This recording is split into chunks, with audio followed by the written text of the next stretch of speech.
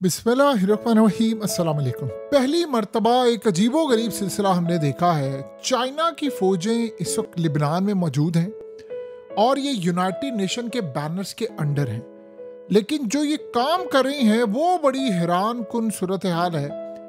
इन्होंने 5300 मुरब्बा मीटर यानी 5300 स्क्वायर मीटर का जो इलाका है वो क्लियर कर लिया है और ये इतना डेंजरस इलाका था। लिबनान में आपको पता है रिसेंटली इसराइल की फौजें दाखिल हुई थी और इन्होंने वहां पर जाकर जमीन के अंदर बारूदी सुरंगें बनाई और उन सुरंगों को यानी उसमें माइंस लगे हुए थे। अब हुआ क्या है कि ये खाली अब से नहीं है, ये 70s, 80s, 90s के दौर से चलता आ रहा है।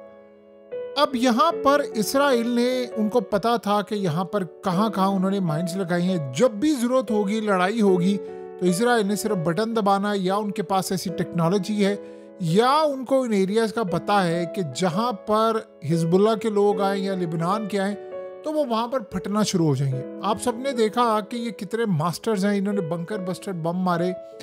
जहाँ पर रिसेंटली हसन नसरुल्लाह मौजूद थे, इन्होंने पूरी क़यादत को मार दिया। ये जगह जगह पर इन्होंने माइंस लगाई होती हैं। इवन के शहरों में इन्होंने बैरूत से लेकर हर जगह ये लगाई होती है, घरों में, इलाकों में, फील्ड्स में, हर जगह। चाइना की फौज यहाँ पर गई है और उन्होंने जाकर केयरफुली जहां जहां इसराइल ने बारूदी मवाद रखा हुआ था, उन्होंने वो सारे का सारा बारूदी मवाद निकाल दिया है। बहुत बड़ी डेवलपमेंट हुई है और मजे की बात यह है कि ये सब कुछ यूनाइटेड नेशन की पीस कीपिंग फोर्स के तहत हुआ है। चाइनीज, आपको पता है तो जाहिर सी बात है चाइनीज फौज है और उन्होंने वहां पर जाकर एक काम किया, हत्ता कि यूनाइटेड नेशन के बैनर्स के अंडर है।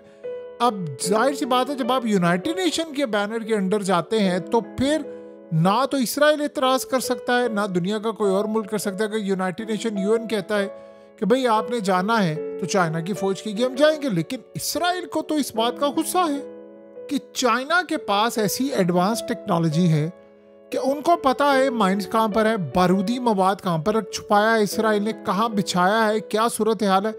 उन्होंने वो इलाका क्लियर कर दिया और कोई बंदा भी जख्मी नहीं हुआ। आम मुल्क कोई जाता है उसके लिए इतना मुश्किल होता है, कई लोगों की जानें चली जाती। लेकिन अब सूरत हाल ये है कि आज अगर यहां पर ये मामला हुआ है तो गजा के अंदर आप फिर अंदाजा लगा लें कि कितनी बारूदी सुरंगें और बारूदी मवाद इन्होंने जमीन में दबाया हुआ है। और वहां पर क्लियर करवाने के लिए अब यूनाइटेड नेशन की जब पीस कीपिंग मिशन जाएगा तो वो कहां पर जाएंगे? वो गजा में जाएंगे। जब भी उनको जरूरत पड़ेगी, जब भी जाना होगा तो वो किन को बुलाएंगे? जाहिर सी बात है वो चाइना को बुलाएंगे।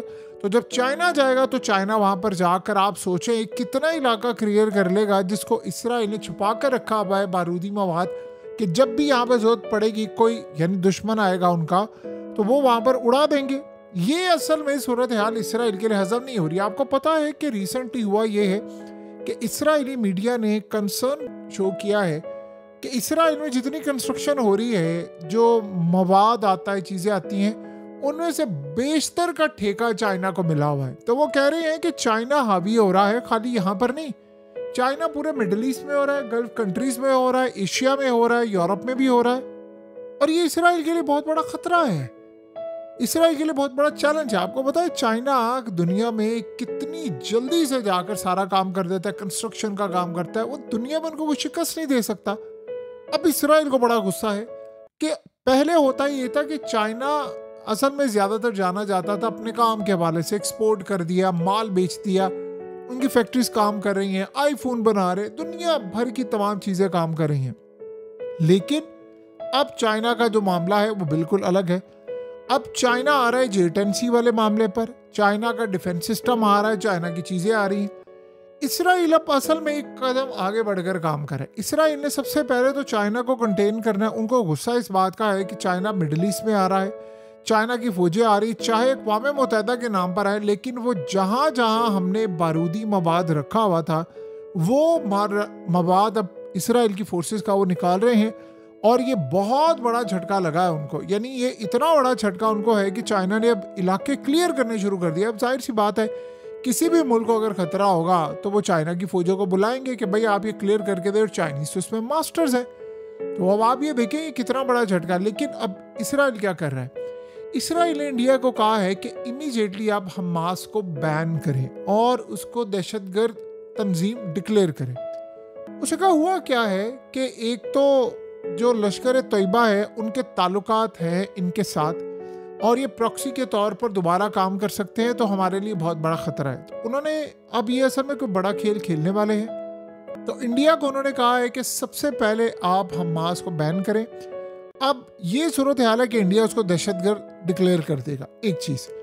दूसरी क्या सूरत हाल है कि इंडिया इसराइल अब मिलकर कोई नया गेम करने वाले हैं। पॉसिबिलिटी है कि इसराइल के अंदर या बाहर कोई कार्रवाई करके ये उन पर नाम डालते हैं, तो वो कहें जी इसका जो एक विंग है वो उसके, क्योंकि उन्होंने कहा है कि इसके ताल्लुकात आगे जाकर पाकिस्तान के साथ जुड़ते हैं, तो वो पाकिस्तान के खिलाफ ये काम कर सकते हैं। ये भी पॉसिबिलिटी है कि इंडिया कोई जाली हमला कर ले, नाम लगा दे इन पर और साथ उसका लिंक हमास के साथ जोड़ दे, और फिर इसराइल और इंडिया का मुश्तरका दुश्मन बन जाए। चाहे वो कोई भी ऐसी कार्रवाई ये इंडिया में करवा लें या इसराइल में करवा लें, वो ये चाहते हैं कि हम ये काम करें और उसकी आड़ के अंदर फिर वो आगे बढ़ते जाएं।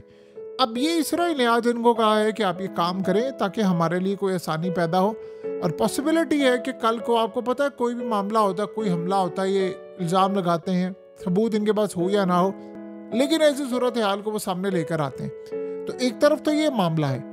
देखिए इंडिया का मामला बिल्कुल इस तरह है कि इसराइल ने उसके साथ मिलकर हर तरह का काम करना है और वो ताउन करने के लिए हर वक्त तैयार बैठे हुए हैं। तो अब इसराइल को ये जो सबसे बड़ा झटका ये लगा है, अब कल की रिपोर्ट ये आई है उसमें ये कहा गया है कि इसराइल ने कहा है कि ईरान ने दोबारा प्रोडक्शन शुरू कर दी है मिसाइलों की, जिसको हमने तबाह किया था जाकर, तो उन्होंने दोबारा प्रोडक्शन शुरू कर दी है। लिहाजा अब ये हमारे लिए खतरा है।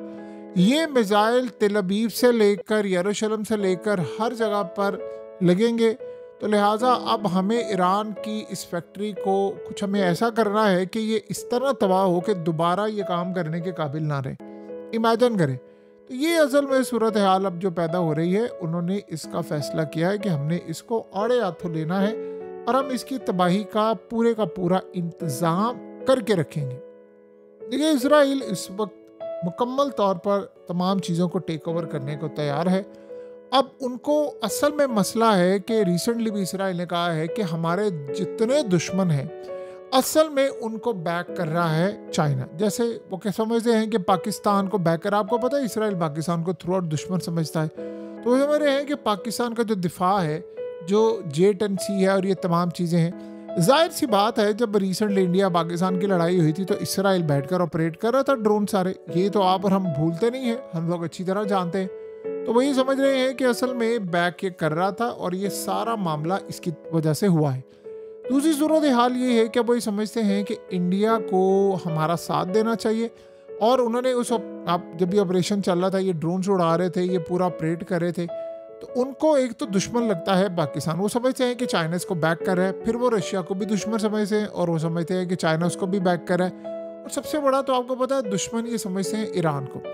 आपको पता है कि ईरान को तो वो बैक जैसे भी कर रहा है। रिसेंटली जब कतर पर हमला हुआ था, इसराइल ने हमला किया था, तो कतर ने अमरीकियों को क्या कहा था? उसने कहा था कि अगर आप हमारा दिफा इसराइल से नहीं कर सकते तो आप हमें बता दें, हम फिर अपने नए सिक्योरिटी पार्टनर की तरफ चले जाते हैं। अब वो नए सिक्योरिटी पार्टनर में दो ही तो ममालिक थे, एक रशिया और एक चाइना।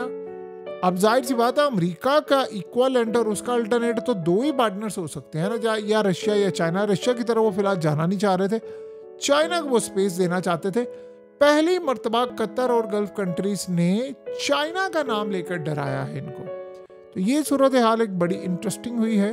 चाइना का नाम लेकर उन्होंने इनको डराया है और चाइना का मामला करके इन्होंने सारा काम किया और ये बिल्कुल तैयार हो गए हैं। तो ये सूरत हाल, अब चाइना जाहिर सी बात है समझता है कि बहुत ज़्यादा हम मजबूत हो रहे हैं और इसराइल समझ रहा है कि हमारी राह में रुकावट। आपको पता है कि अमेरिका के कहने पर चाइना को जो प्रोजेक्ट्स दिए थे इन्होंने, हाइफा पोर्ट के और दीगर के, वो सारे कैंसिल बाद में कर दिए थे। उन्होंने कहा था हम चाइना को नहीं देंगे।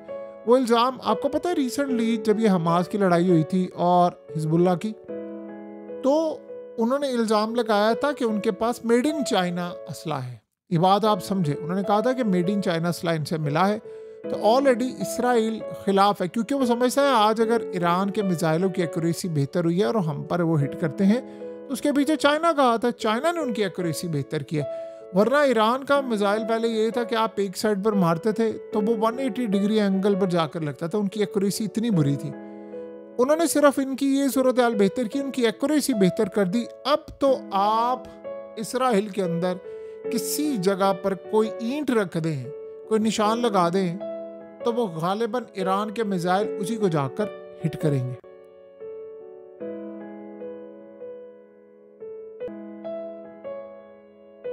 हकीकत टीवी को सब्सक्राइब करना मत भूलें, वीडियो को लाइक करें, शेयर करें और कमेंट सेक्शन में अपनी राय का इजहार जरूर करें।